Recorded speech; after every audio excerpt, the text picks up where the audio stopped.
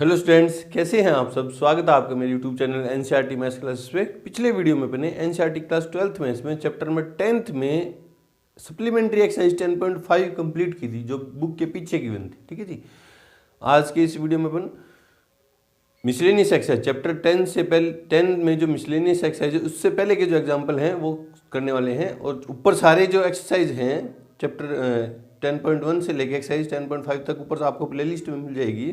और ऊपर सारे चैप्टर भी आपको सीरियल वाइज चैप्टर 1 से लेके 10 तक के आपको ऊपर प्लेलिस्ट के अंदर मिल जाएंगे। तो आपको कहीं ढूंढने की जरूरत नहीं है, ऊपर प्लेलिस्ट में जाओ सीधा आपको मिल जाएंगे ना। तो देखो एग्जाम्पल नंबर 26 क्या कह रहे हैं कि एक्स वाई तल में सभी मात्रक सदिश लिखी है ना। एक्स वाई प्लेन है, ये मान लो एक्स वाई प्लेन है, 2D की बात चली ना, एक्स वाई प्लेन की इसी सिर्फ बात चल रही है। तो ये x है, ये y है, ये x डैश है और ये y डैश है ना। और इधर कोई ये वेक्टर है, मान ले रहा हूँ r वेक्टर है, जो क्या है यूनिट वेक्टर है ना। क्या है यूनिट वेक्टर है। तो इसका मैग्नीट्यूड कितना होगा 1 होगा ना। तो x एक्सिस के अलोंग में जो यूनिट वेक्टर होता है वो क्या होता है i कैप, और y एक्सिस के अलोंग में जो यूनिट वेक्टर होता है वो क्या होता है j कैप होता है ना। तो आंसर में माना एक्स वाई तल में मात्रक सदिश जो यूनिट वेक्टर है वो क्या है आर वेक्टर माना मैंने, वो क्या है एक्स आई कैप प्लस वाई जे कैप है ना। क्योंकि जेड कोऑर्डिनेट तो है नहीं, जेड एक्सिस तो है ही नहीं ना। क्यों? क्योंकि वो वैसे भी आप देखो ना जेड एक्सिस यूं होगा और एक्स वाई तल में ये प्लेन है, वेक्टर है, जेड एक्सिस यूं है। तो इस वेक्टर ने इस जेड एक्सिस के साथ कितने डिग्री का एंगल बनाया 90 डिग्री का बनाया ना। तो कोस 90 का होता है। वैसे तो आप यूं भी लिख सकते हो जेड, चलो छोड़ो उसको ना, 2D की बात चलिए। अब मेरे को किसी तरह एक्स और वाई, अभी तो ये एक वेक्टर है ना, ऐसे बहुत सारे वेक्टर हो सकते हैं। इस क्वाड्रेंट में भी हो सकते हैं यूनिट वेक्टर, इस क्वाड्रेंट में भी हो सकते हैं, इस क्वाड्रेंट में भी हो सकते हैं। सारे यूनिट वेक्टर एक्स वाई तल में इतने सारे इनफाइनाइट यूनिट वेक्टर हो सकते हैं ना। हमें क्या चाहिए वो सारे एक साथ चाहिए। सभी को लिखना तो पॉसिबल नहीं है ना, इनफाइनाइट है तो लिखना तो पॉसिबल नहीं है। मैं ऐसा एक फॉर्मूला डेराइव कर दूं, जनरल फॉर्म में लिख दूं, जिससे वो सारे वेक्टर क्या हो जाए उसी से शो हो जाए ना। तो मैंने क्या किया, यहाँ इस वेक्टर से इस पे क्या डाला, एक परपेंडिकुलर डाला, ड्रॉ किया। ये O है, ये A है, ये B है ना। और इसके जो मैंने इस पॉइंट के जो कोऑर्डिनेट मान रखे हैं वो क्या है एक्स वाई है। देखो ना एक्स आई क्या वाई जे कैप, पोजीशन वेक्टर हो गया नहीं, ये पोजीशन वेक्टर हो गया, आर वेक्टर का पोजीशन वेक्टर हो गया। तो इससे जो पोजीशन वेक्टर से अपन क्या निकाल सकते हैं उसके कोऑर्डिनेट। तो देख लो ये कोऑर्डिनेट है ना। अब मुझे एक्स की वैल्यू ये है, सॉरी एक्स की वैल्यू ये है और वाई की वैल्यू क्या है ये है ना। तो देखो इन ट्राइंगल ओ ए बी है ना। देखो क्या हो गया साइन थीटा या कोस थीटा ले लो पहले। कोस थीटा क्या होता है बेस अपॉन हाइपोटेनियस। तो कोस थीटा बेस कितना है ओ बी और हाइपोटेनियस कितनी है ओ ए, और कोस थीटा बेस कितना है ओ बी कितना है एक्स, ओ ए कितना है 1, क्योंकि इसका यूनिट वेक्टर है तो इसका मैग्नीट्यूड कितना है 1 है। तो एक्स की वैल्यू क्या आ गई, एक्स इक्वल्स क्या आ गया कोस थीटा। और थीटा कौन है, इस वेक्टर ने आर वेक्टर ने positive direction of x axis के साथ एंटी क्लॉकवाइज जो एंगल बना रखा है वो क्या थीटा है। ठीक है। और वैसे भी आपको पता है कि थीटा के साथ वाली भुजा तो क्या होती है उसका हाइपोटेन्यूस इनटू कोस थीटा, और सामने वाली साइड क्या होती है हाइपोटेन्यूस इनटू साइन थीटा। निकाल के भी देख लो again in triangle O A B है ना, O A B sine theta perpendicular upon hypotenuse, perpendicular कौन है ए बी अपॉन हाइपोटेन्यूस क्या है ओ ए। तो साइन थीटा ए बी क्या है वाई कोऑर्डिनेट है ना, अपॉन हाइपोटेन्यूस क्या है 1 है, देन वाई इक्वल्स क्या आया sine theta. Therefore R vector equals to क्या है एक्स क्या है मेरे पास कोस थीटा आई क्या प्लस साइन थीटा वाई का मान साइन थीटा जे कैप। ये है एक्स वाई प्लेन के अंदर जितने भी यूनिट वेक्टर हैं उनको ये रिप्रेजेंट करा। बोले सर कैसे, क्योंकि इसका मैग्नीट्यूड निकाल के देखूं, आर वेक्टर का magnitude of R vector under root cos square theta plus sine square theta equals to क्या होगा, रूट में 1 इक्वल्स टू क्या 1 आया ना। इस वेक्टर का मैग्नीट्यूड कितना आया, 1 आया। और जैसे जैसे अपन थीटा की वैल्यू, देयरफॉर थीटा जो है 0 डिग्री से एक पूरा राउंड लगाऊंगा मैं, तो कितना हो जाएगा, 0 डिग्री से ग्रेटर इक्वल्स टू थीटा और लेस इक्वल्स टू 2 पाई। जैसे जैसे अपन ये, और वैसे भी देखो ना आप, वैसे भी देखो तो ये जो इक्वेशन है किसकी है ये जो इक्वेशन है, इससे मैग्नीट्यूड निकालो अपन आर वेक्टर्स का, है ना, जो कितना है 1 है, और इससे मैग्नीट्यूड कितना आएगा, देखो root X square plus Y square equals to 1 है, तो X square squaring both side करूंगा तो X square plus Y square equals to 1 होगा ना। तो एक सर्किल की इक्वेशन है, ये किसकी इक्वेशन है, सर्किल की इक्वेशन है जिसका सेंटर तो ओरिजिन पे है और जिसकी रेडियस कितनी है 1 है। तो ये यूं है ना, ये यूं है ना। अब इस पे जितने भी पॉइंट होंगे वो एक यूनिट वेक्टर को रिप्रेजेंट करेंगे ना। तो जैसे जैसे अपन थीटा की वैल्यू 0 से 2 पाई तक बढ़ेंगे, ये किसको रिप्रेजेंट करेगा, यूनिट वेक्टर को रिप्रेजेंट करेगा, क्योंकि इसका मैग्नीट्यूड कितना आ रहा है, देखो 1 आ रहा है ना। इस तरह से ये है एक्स वाई तल में सभी मात्रक सदिश कौन से हैं, ये है, क्योंकि उनका मैग्नीट्यूड कितना है 0। जैसे जैसे थीटा अपन बढ़ाते जाएंगे ना, तो देखो पॉइंट भी सर्किल पे मूव करेगा, तो अलग अलग कोऑर्डिनेट देंगे, अलग अलग कोऑर्डिनेट देगा तो अलग अलग क्या देगा, पोजीशन वेक्टर, और वो कैसा होगा, यूनिट वेक्टर होगा। ठीक है जी, चलो जी बढ़ते हैं एग्जाम्पल नंबर 27 की तरफ। उससे पहले वीडियो को रोकें और नोट करें। एग्जाम्पल नंबर 27 तो क्या कह रहा है कि यदि बिंदुओं A, B, C और D के स्थिति सदिश है ना, 4 पॉइंट है ABCD, उनके पोजीशन वेक्टर आपको दे दीजिए, दिस एंड दिस, ठीक है। तो सरल रेखाओं 2 लाइन बनेगी, इन 4 पॉइंट को ज्वाइन करेंगे तो 2 लाइन भी बनेंगे ना। वैसे 4 लाइन बनेंगी, वैसे 2 लाइन कौन सी, AB तथा CD के बीच का कोण ज्ञात कीजिए और निगमन कीजिए कि AB और CD के हैं सिरे क्या। हमें ये प्रूफ भी करना है कि AB और CD के हैं कोलिनियर भी है ना। तो पहले पॉइंट ड्रॉ करते हैं ना।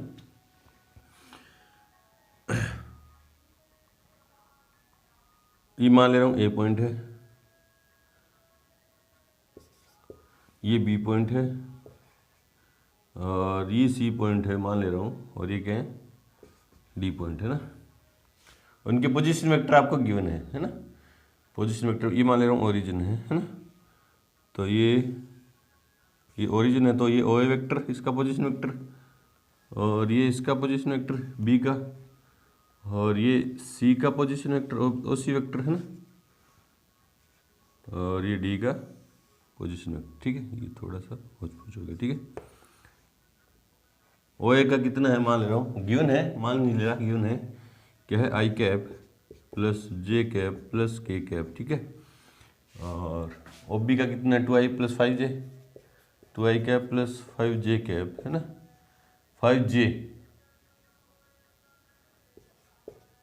और ये क्या है, OC का कितना है 3I cap minus plus 2J cap minus 3K cap, और इसके OD के कितने, D का कितना position vector I cap minus 6J cap minus K cap. ठीक है, अब मुझे किस किस के बीच की का एंगल चाहिए, AB और CD। ये 2 लाइन बनेंगी, एक तो AB लाइन है, लाइन की बात चलिए ना, वेक्टर की बात नहीं कर रहा अभी मैं, ये CD लाइन है ना।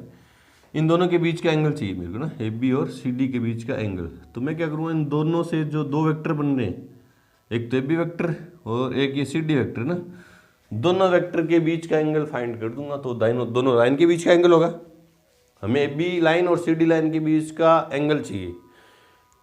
तो मैं क्या करूँगा, AB वेक्टर और CD वेक्टर के बीच का एंगल निकाल दूंगा, है ना। और एंगल निकालने के मेरे पास 2 फॉर्मूले हैं, एक तो sine theta equals to magnitude of A vector cross 2 vector, जिन 2 वेक्टर के बीच का एंगल चाहिए ना, A vector cross B vector upon में magnitude of A vector into magnitude of B vector. ये तो ये एक ही cos theta equals to A vector dot B vector upon में magnitude of A vector into magnitude of B vector ना। और collinear proof करना है ना, इन्हें कोलिनियर भी प्रूफ करना है। तो 2 वेक्टर कोलिनियर कब होते हैं, जब A वेक्टर इक्वल्स क्या है लैम्डा B वेक्टर, ये कंडीशन थी ना। ये फॉर्मूला इनमें से चाहिए लगा दो, एंगल के लिए चाहिए लगा दो। डॉट प्रोडक्ट क्रॉस प्रोडक्ट से क्या है, थोड़ा आसान होता है, क्योंकि इसमें क्या डिटर्मिनेंट का भी यूज होता है, तो ये भी आसान है, वैसे तो ये भी आसान है, कोई सा भी कर लो ना। फिर उसका पहले इनका डॉट क्रॉस प्रोडक्ट निकालूंगा, फिर उसका मैग्नीट्यूड है ना, थोड़ा लंबा है तो ये आसान है ना, तो ये करेंगे। तो पहले जो चीज़ें गिवन है वो लिखते हैं आंसर में। Given O A vector equals क्या है, I cap plus J cap plus K cap. O B vector equals to 2 I cap plus 5 J cap. O C vector equals to 3 I plus 2 J minus 3 K cap. और O D vector कितना है, I cap minus 6 J cap minus K cap, है ना। अब मैं क्या करूँगा, ए B vector और सी डी वेक्टर के बीच का एंगल निकालूंगा ना, ए बी वेक्टर और सी डी वेक्टर के बीच का एंगल, है ना। Now A B vector equals to initial point A terminal point B, है ना, इनिशियल ए टर्मिनल बी, तो 2 corresponding scalar component subtract होंगे ना, 2 - 1 तो 1 आई कैप, मतलब 1 आई कैप 1 ही हो गया ना, 5 - 1 तो 4 जे कैप, और 0 - 1 तो माइनस के कैप, ठीक है। एंड उनका मैग्नीट्यूड भी चाहिए, therefore magnitude of A B vector equals to √1 + 4 की स्क्वायर 16 -1 की स्क्वायर +1, तो रूट में 18, ठीक है, रूट 18 हो गया ना, ठीक है। And C D vector initial point C terminal point D, है ना, 1 - 3 तो माइनस के 2 आई कैप, -6 - 2 तो माइनस के 8 जे कैप, -1 + 3 तो plus K 2 K cap. Therefore magnitude of C D vector पूरा नहीं, √4 + 64 + 4 64 और 8 72, है ना, ठीक है। देयरफॉर एंगल में किस में चाहिए मेरे को, ए बी वेक्टर और सी डी वेक्टर में। देयरफॉर ये 1 मान ले रहा हूँ ना, 1 ये सेकंड, है ना। Therefore cos theta equals to A B vector dot C D vector upon में magnitude of A B vector magnitude of C D vector, ठीक है। तो ए बी वेक्टर कितना है, I cap plus 4 J cap minus K cap, ठीक है, dot C D vector कितना है, -2 I -8 -2 I cap -8 J cap plus 2 K cap है ना। और magnitude of A B vector कितना है, √18 इंटू √72, है ना, ठीक है। चलो जी, तो मल्टीप्लाई कैसे हो गई, +1 इंटू -2, डॉट प्रोडक्ट कैसे होगा, स्केलर कोरस्पॉन्डिंग स्केलर कंपोनेंट क्या होंगे, मल्टीप्लाई होंगे, तो 1 - 2 -2, 4 - 8 तो -32, और -2 -1 + 2 तो -2, ठीक है। तो देखो क्या हुआ देखो इसको कैसे सॉल्व करें, ये √18 पड़ा है, इसको भी मैं यूँ लिखता हूँ ना, √18 इंटू √4, 18 चौका 72 होते हैं ना, तो -36/18 ये कितना जाएंगे 18, सेम रूट वाली क्वांटिटी मल्टीप्लाइंग रूट कैंसिल और इंटू में 2, तो -36/36, तो cos theta equals to -1, theta equals to कितना आएगा, पाई, कितना आया, पाई, क्योंकि थीटा की वैल्यू क्या आती है, 0 से ग्रेटर और पाई से लेस, है ना, पाई आ गया। पाई आने का मतलब क्या है, therefore A B vector and C D vector are collinear, दोनों के पीछे एंगल पाई है, मतलब एक वेक्टर यूं है, ए बी वेक्टर तो यूं है, और दूसरा कैसे है, यूं है, सी डी वेक्टर, ये तो था सीधा अपन ने शो कर दिया, ठीक है। आप दूसरा तरीका अल्टरनेट मेथड से, आप सेकंड मेथड से आप यूँ भी लिख सकते थे बाय सेकंड, है ना। इसके नीचे आप ये कार्रवाई करते, इसके नीचे आप ये कार्रवाई करते कि सी डी वेक्टर क्या है, इसके नीचे जस्ट आपको तो दिमाग काम करेगी यार, ये कंडीशन भी हो सकती है ना। तो देखो क्या है, सी डी वेक्टर क्या था, -2 कॉमन ले लो इसमें से, है ना, -2 कॉमन ले लिया मैंने इसमें से, तो आई कैप प्लस 4j कैप, देखो ना माइनस किया तो प्लस का बचे, और माइनस के कैप, है ना। तो ये -2, ये क्या, देखो ये क्या है, ए बी वेक्टर है कि नहीं, ए बी वेक्टर है कि नहीं, ये पूरा क्या है, ए बी वेक्टर है। तो सी डी वेक्टर इक्वल्स क्या आया, minus of A B vector ना। तो माइनस क्या कह रहा है, अपोजिट है एक दूसरे के, इस कंडीशन को फुलफिल कर गया ना, ये C D vector equals to -2 A B vector, ये इस कंडीशन को फुलफिल कर गया, मतलब ये दोनों कोलिनियर हैं और इनके बीच का एंगल माइनस आ रहा है, तो एंगल कितने डिग्री का है, पाई डिग्री, है ना, पाई डिग्री का है। इस तरह से भी पाई रेडियन का है, इस तरह से भी शो कर सकते हो। चलो जी, अच्छा क्वेश्चन था। बढ़ते हैं एग्जांपल नंबर 28 की तरफ। उससे पहले वीडियो को रोकें और नोट करें। एग्जांपल नंबर 28 देखो क्या कह रहे हैं कि मान लीजिए ए वेक्टर, बी वेक्टर और सी वेक्टर तीन सदिश इस प्रकार हैं। तीन वेक्टर आपको इस प्रकार गिवन है, किस प्रकार की, मैग्नीट्यूड ऑफ ए वेक्टर, परिमाण ए वेक्टर का, बी वेक्टर का और सी वेक्टर का गिवन है, ठीक है। और इनमें से प्रत्येक जो है, इनमें से प्रत्येक सदिश अन्य दो सदिशों के योगफल पर लंब है, तो ये ज्ञात करना है ना, magnitude of A vector plus B vector plus C vector ज्ञात करना ना। तो आंसर में जो चीज़ें गिवन है पहले वो लिखते हैं।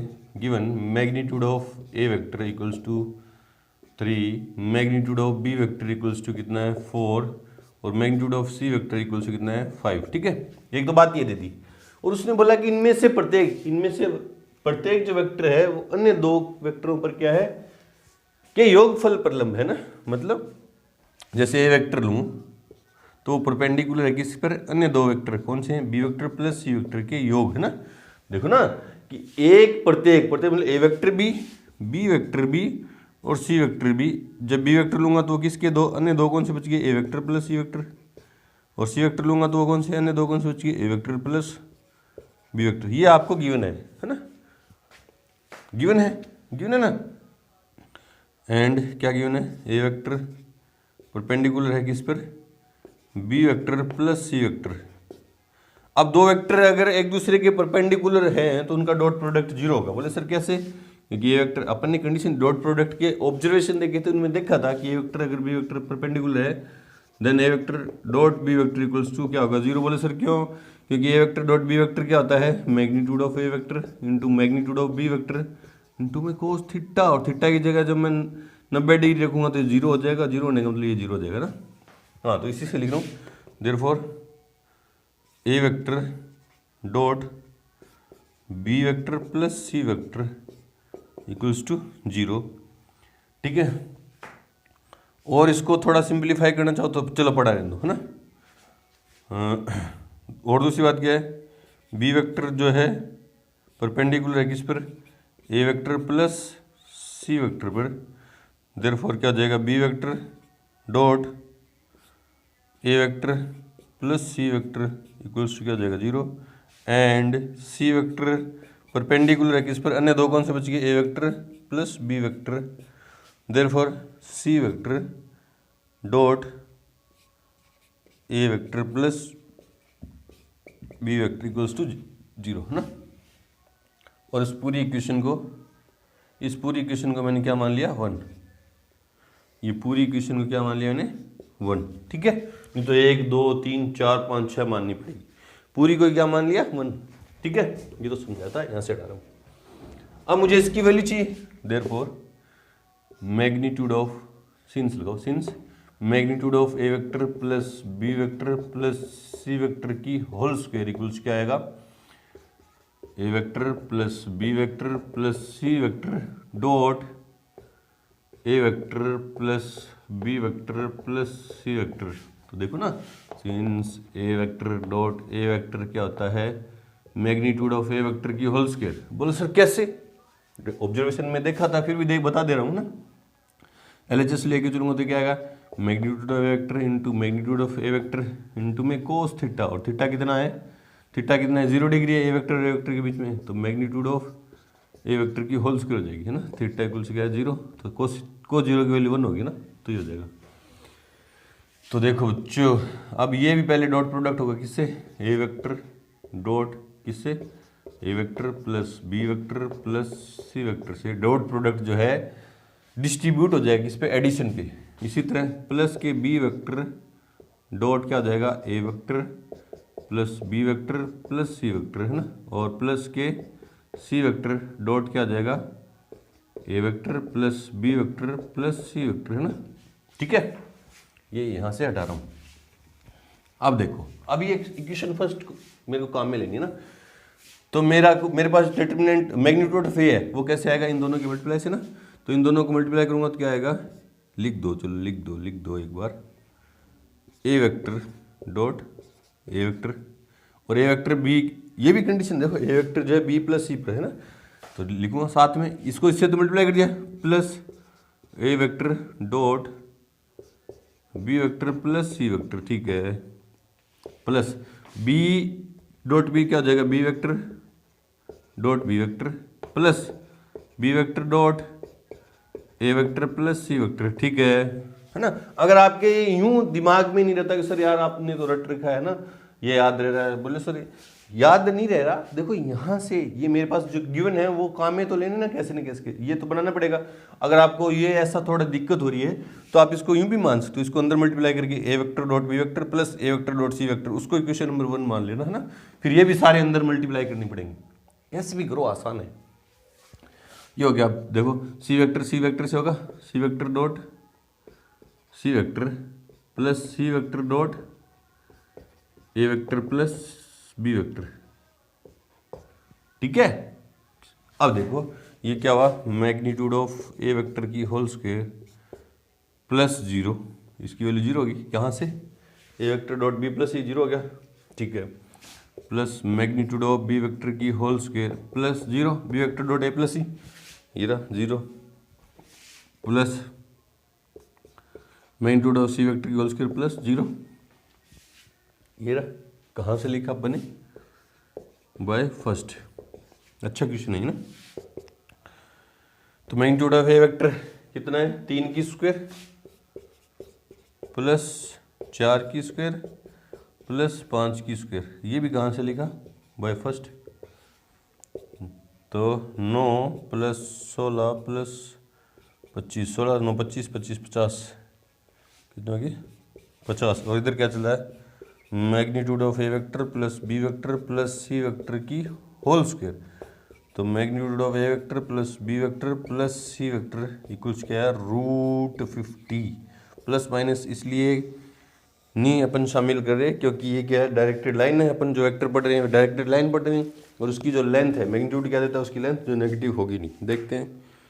हाँ, उसने थोड़ा सा और इसको यूँ लिख रखा है, देखो 50 को यूँ भी तो लिखते हैं 5√2, बिल्कुल सही है। बढ़ते अपने एग्जाम्पल नंबर 29 की तरफ से पहले वीडियो को रोकें और नोट करें। एग्जाम्पल नंबर 29 हो गया कि सदिश ए वेक्टर बी वेक्टर और सी वेक्टर किसी condition A vector plus B vector plus C vector equals 0 vector को संतुष्ट करते हैं। 3 वेक्टर हैं और तीनों का एडिशन कितना है, 0 वेक्टर है, ठीक है, नल वेक्टर है। यदि मैग्नीट्यूड दे रखा है तीनों वेक्टर का, ठीक है, एबीसी का, तो राशि म्यू मान रखा है कि इसको A vector dot B vector plus B vector dot C vector plus C vector dot A vector का मान ज्ञात कीजिए, है ना। ये म्यू मान रखा है ना, इसको म्यू का मान ज्ञात करना। तो पहले जो चीजें गिवन है वो लिखते हैं। अच्छा क्वेश्चन है ये, लॉजिक लगेगा इसमें ना। गिवन आप सोचोगे कुछ नहीं आ रहा आपको ना, कुछ नहीं आ रहा, फिर देखो कैसे सोचते हैं, है ना, सोचना कैसे आपको वो समझना है ना।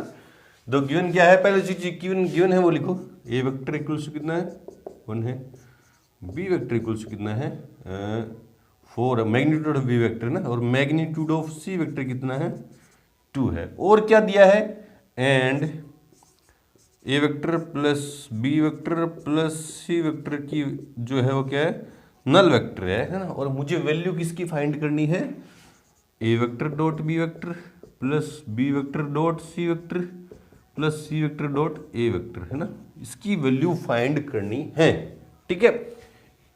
इनको यूज में लेके इसकी वैल्यू फाइंड करनी है ना।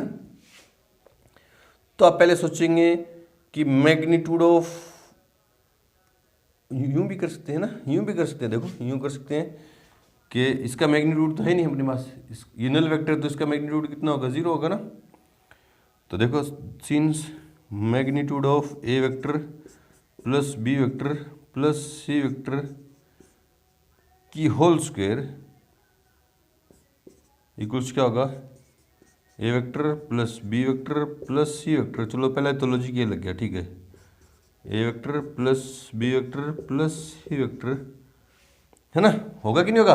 अब नल वेक्टर का मैग्नीट्यूड कितना होगा, 0 होगा, ये कितना हो गया, 0 हो गया, ये कितना हो गया, 0 हो गया, है ना, हो गया कि नहीं हो गया।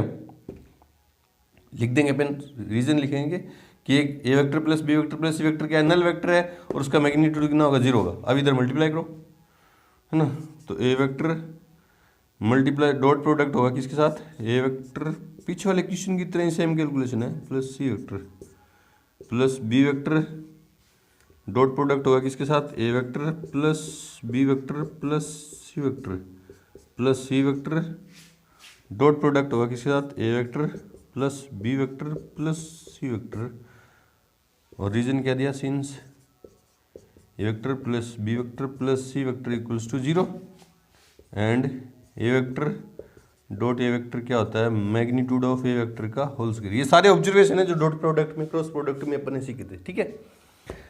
ये इसकी जगह 0 लिखने का तो ये रहा रीजन, है ना, और ये तो भी रीजन लिखने की जरूरत भी नहीं, नहीं, हाँ हाँ हाँ, और इसकी जगह ये पूरा लिखने का रीजन क्या है, ये रहा, है ना, अंदर मल्टीप्लाई करो तो 0 इक्वल्स टू, देखो ए डॉट ए क्या हो जाएगा, मैग्नीट्यूड ऑफ ए वेक्टर की whole square plus A vector dot B vector plus A vector dot C vector plus B vector dot A vector B vector dot A vector plus इस dot किया तो magnitude of B vector की whole square plus B vector dot C vector, ठीक है, plus C vector dot A vector plus C vector dot B vector plus magnitude of C vector की whole square, ठीक है। तो 0 equals to magnitude of A vector की whole square, है ना, तो 1 की square plus A vector plus A dot B vector और बी डॉट ए, है ना, ये क्या हो गया, क्योंकि डॉट प्रोडक्ट क्या होता है, कम्यूटेटिव होता है ना, तो ये ए वेक्टर डॉट बी वेक्टर ये दो ये हो गए, ए डॉट सी दो ये हो गए, दो ये हो गए ना, तो दो तीनों में से कॉमन ले रहा हूँ, दो तीनों में से कॉमन ले रहा हूँ, तो क्या, या दो के साथ लिखो ना, दो के पेयर लिख दो, A vector dot B vector plus 2 A vector dot C vector plus 2 B vector dot C vector B vector dot C vector, और मैग्नीट्यूड ऑफ बी वेक्टर कितना है, 4 की स्क्वायर, और मैग्नीट्यूड ऑफ सी कितना है, 2 की square, since A vector dot B vector equals क्या होता है, B vector dot A vector, लिख दिया रीजन, ठीक है। ये देखो 4 की स्क्वायर 16, 4 20 और 1 21, है ना, तो 0 इक्वल्स टू 21 प्लस इन तीनों में से 2 कॉमन आ गया, क्या, A vector dot B vector plus B vector dot C vector plus C vector dot A vector, है ना, ये रहा A vector dot B dot C, और प्लस में तो एडिशन तो आगे पीछे लिखते हैं ना, ये इधर जाएगा तो -21 बराबर 2, और इसको क्या मान रखा है, म्यू, इसको क्या मान रखा है, म्यू, है ना, सिंस म्यू इक्वल्स क्या है, A vector dot B vector plus B vector dot C vector plus C vector dot A vector, ठीक है। तो म्यू की वैल्यू चाहिए तो इधर जाएगा तो डिवाइड में, तो म्यू इक्वल्स क्या है, -21/2, ये आ गया। सिंपल कैलकुलेशन है ना, दिमाग काम करेगा, यहीं से क्वेश्चन स्टार्ट हो गया ना, क्वेश्चन स्टार्ट हो गया। दूसरा तरीका क्या था सर, जो बुक में दे रखा है वो देख लेना, बुक में दे रखा है वो, उससे दूसरे तरीके से भी आप कर सकते हो, बिल्कुल आसान है वो भी। ये ज़्यादा सही लगा मेरे को ना, लॉजिक लग जाएगा आपको कि यार ये अपन लगाते आ रहे, बहुत सारे क्वेश्चन में अपने एग्जाम्पल्स में भी और एक्सरसाइज में भी किया था, तो ये लॉजिक लग जाएगा ना। और क्योंकि ये इसका तीनों क्या नल वेक्टर है, तो उसका मैग्नीट्यूड कितना हो जाएगा, 0, इस तरह से भी कर सकते हैं। चलो जी बढ़ते हैं एग्जाम्पल नंबर 30 की तरफ। से पहले वीडियो को रोकिए और नोट करें। एग्जाम्पल नंबर 30 देखो क्या है, ये भी अच्छा क्वेश्चन है कि अगर यदि परस्पर लंबवत मात्रक सदिशों आई कैप जे कैप और के कैप की दक्षिणावर्त पद्धति के सापेक्ष, है ना, मतलब इसी में, है ना, right handed circular coordinate system में ये वाई एक्सिस, ये जेड है और ये एक्स एक्सिस है। आपको पता है इधर क्या होता है आई कैप, और वाई एक्सिस के लॉन्ग यूनिट वेक्टर क्या है जे कैप, और जेड एक्सिस के लॉन्ग यूनिट वेक्टर क्या है के कैप, है ना। और ये तीनों एक दूसरे क्या होते हैं, परपेंडिकुलर होते हैं, ठीक है। में अल्फा वेक्टर तो दिस है और बीटा वेक्टर क्या है, दिस है ना। तो beta vector equals to beta one plus beta two के रूप में अभिव्यक्त कीजिए, जहां बीटा वन तो है अल्फा के समांतर है और बीटा टू क्या है, अल्फा के लंबवत है ना। मतलब अल्फा बीटा वेक्टर को इन दो इसके रूप में अपन को लिखना है ना। देखो कैसे, जो जो चीजें गिवन है वो लिखते हैं आंसर में। गिवन क्या है, अल्फा वेक्टर इक्वल्स टू क्या है 3i cap minus J cap, and beta vector equals क्या है 2i cap plus J cap minus 3k cap, है ना। अब इस बीटा वेक्टर को जो वैल्यू है अपन को इस फॉर्म में लिखनी है ना, beta one plus beta to की फॉर्म में लिखना है ना। इस बीटा वेक्टर इसको, जहां बीटा वन क्या है अल्फा के समांतर है और बीटा टू क्या है अल्फा के क्या है लंबवत है। तो पहले बीटा वन क्या है और क्या दिया है, एंड बीटा वन वेक्टर जो पैरेलल है किसके, अल्फा वेक्टर के, है कि नहीं। उसने बोला है भी इस फॉर्म में तो अपन को लिखना है। बीटा वन और बीटा टू की वैल्यू फाइंड करके मैं यहां पुट कर दूंगा, यहां क्या कर दूंगा, पुट कर दूंगा। तो देखो कैसे, बीटा वन क्या है पैरेलल है किसके, अल्फा के। तो इस पे कंडीशन बनती है, क्या बनती है, देयरफॉर बीटा वन वेक्टर क्या हो गया equals to lambda alpha vector, lambda into alpha vector. तो बीटा वन वेक्टर इक्वल्स क्या हो गया लैम्डा इंटू अल्फा, अल्फा क्या है 3i कैप माइनस जे कैप, है ना। Then beta one vector equals to क्या है 3 lambda I cap minus lambda J cap minus lambda J cap. ये इक्वेशन नंबर क्या होगी फर्स्ट, ठीक है। ये इक्वेशन नंबर क्या होगी फर्स्ट। इससे इस अभी क्योंकि मेरे को बीटा को इस रिलेशन के रूप में व्यक्त करना, तो ये बीटा टू मैं इसी से निकालूंगा, सिंस बीटा वेक्टर क्या है beta one vector plus beta two vector, है ना। मैं यहां से पहले बीटा टू वेक्टर निकालूंगा, फिर वो कंडीशन फुलफिल करवाऊंगा। देखो कैसे है ना, बीटा की वैल्यू क्या है 2i cap plus J cap minus 3k cap equals to beta one की वैल्यू क्या है 3 lambda I cap minus lambda J cap plus beta two vector, है ना। चलो इसको 1 मान ले रहा हूँ और इसको 2 मान ले रहा हूँ ना। और यहाँ कहाँ से लिखा ये बाय फर्स्ट, है ना, क्योंकि अल्फा की वैल्यू कहाँ से रखी फर्स्ट से, और ये कहाँ से किया मैंने by first and second, by first and second, है ना, ठीक है। मैं बीटा टू की वैल्यू निकालूंगा तो इधर आएंगे ना। Therefore beta two vector equals क्या हो जाएगा, ये इधर जाएगा तो माइनस में 2 minus 3 lambda 2 minus 3 lambda I cap, ठीक है। ये इधर जाएगा तो प्लस में, है ना, तो 1 plus lambda J cap 1 plus lambda J cap, ठीक है। माइनस की क्या है 3, क्योंकि के कैप वाली वैल्यू तो है नहीं, तो माइनस की 3k cap.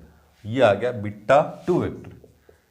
Number third, since beta two vector जो है परपेंडिकुलर है, देखो उसने बोला है इसके अल्फा वेक्टर के, therefore beta two vector dot alpha vector equals क्या आ जाएगा 0।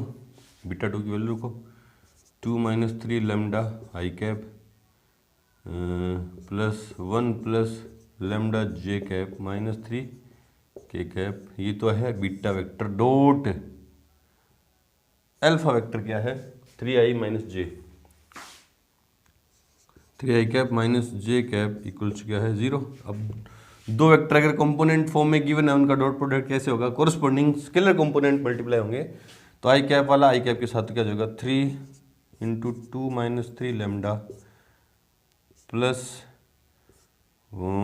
माइनस 1 जे वाला के इधर माइनस 1, इसके करेंगे तो 1 plus lambda plus minus 3 into 0 equals 0, क्योंकि के कैप का स्केलर कंपोनेंट इधर 0 है, अंदर मल्टीप्लाई करूँगा तो 6 minus 9 lambda minus 1 minus lambda, वो तो 0 खत्म हो गया इक्वल्स 0। तो माइनस के 10 लैम्डा इक्वल्स टू 5, माइनस के 10 लैम्डा प्लस 5 है ना, प्लस 5 इक्वल्स टू 0। तो minus 10 lambda equals to minus के 5, माइनस से माइनस कैंसिल आउट, तो लैम्डा इक्वल्स क्या है 1/2। लैम्डा की वैल्यू कितनी आई 1/2 है ना, 1/2। अब पहले मैं बीटा 1 है ना, देयरफॉर बीटा 1 वेक्टर है ना, बीटा 1 कितना है 3 लैम्डा, लैम्डा की जगह 1/2 रखूंगा तो 3/2 आई कैप, 3/2 आई कैप, ठीक है। माइनस 1/2 जे कैप, माइनस 1/2 जे कैप, कहाँ से लिखा अपने 22 सेकेंड, ठीक है। और बीटा 2 वेक्टर इक्वल्स टू, देखो 2 माइनस 3 लैम्डा, तो 2 माइनस 3/2 है ना, तो लिख दो यार 2 माइनस 3/2 आई कैप, लैम्डा की जगह 1/2 पुट करूँगा 3/2 हो जाएगा ना, प्लस 1 प्लस 1/2 जे कैप माइनस 3 के कैप है ना। यहाँ तो लैम्डा है नहीं, तो beta 2 equals to, beta 2 vector equals to 4 minus 3, तो 1/2 I cap, 2 plus 3 3/2 J cap minus 3 K cap. ये बीटा 2 वेक्टर आ गया है ना, ये बीटा 2 है और ये क्या है बीटा 1 है। नाउ इसके नीचे आप क्या लिखोगे, नाउ बीटा वेक्टर क्या था इक्वल्स क्या था beta 1 vector plus beta 2 vector, therefore beta vector equals क्या हो जाएगा, बीटा 1 कितना है ये रहा 3/2 आई कैप माइनस 1/2 जे कैप प्लस बीटा 2 क्या है 1/2 I cap plus 3/2 J cap minus 3 K cap equals to कितना हो जाएगा, ये यहाँ से हटा रहा हूँ ना, यहाँ से हटा रहा हूँ यहाँ से हटा रहा हूँ इसको, ये तो समझाने के लिए था ना थोड़ा सा, ठीक है। ये इक्वल्स टू क्या आ जाएगा, ये जो गिवन वैल्यू वही है, जो गिवन वैल्यू है वही है, ये क्या है 2 I cap plus J cap minus 3 K cap, कहाँ से लिखा अपने बाय फर्स्ट चेक करो आप है ना। बीटा वेक्टर जो था इस फॉर्म में गिवन था, अपन ने इस बीटा वेक्टर को इस फॉर्म में लिख दिया, जहां बीटा 1 ये रहा और बीटा 2 ये रहा है ना। बीटा 1 तो किसके अल्फा के पैरेलल है और बीटा 2 जो अल्फा के क्या परपेंडिकुलर, कंडीशन को यूज में लिया। देखो दिस फॉर्म में तो अपन को लिखना था, ये दो कंडीशन मैंने फुलफिल करवाई, जो पहले तो ये गिवन था ना, और ये पहली कंडीशन फुलफिल करवाई कि अल्फा बीटा जो अल्फा के समांतर है, समांतर है तो कोलिनियरिटी की कोलिनियर है, समांतर होने का मतलब कोलिनियर है, ये कंडीशन है, कंडीशन फुलफिल करवा के बीटा 1 की वैल्यू आ गई, ठीक है। अब क्योंकि मुझे बीटा किस फॉर्म में शो करना था, बीटा 1 प्लस बीटा 2 वेक्टर की फॉर्म में है ना, तो यहाँ से मैंने बीटा 1 की वैल्यू पुट की और बीटा 2 की वैल्यू निकाल ली, ठीक है। फिर दूसरी कंडीशन फुलफिल करवा के मैंने लैम्डा की वैल्यू निकाली, लैम्डा की वैल्यू आती है बीटा 1 और बीटा 2 दोनों आ गए, ऐड करके देख लो आप दोनों, आई कैप और आई कैप वाला ना, तो 2 आई कैप ना, देख लो 2 आई कैप माइनस तो जे कैप आएगा सिंपल प्लस का, ठीक है, और माइनस का 3 के कैप है ना, इस तरह से शो करेंगे। अच्छा एग्जाम्पल था। तो यहाँ पे आके हमारी मिसलेनियस एक्सरसाइज से पहले के जो एग्जाम्पल्स हैं सारे कंप्लीट हुए। मिलते हैं अपनी मिसलेनियस एक्सरसाइज के साथ, तब तक के लिए गुड लक, थैंक यू।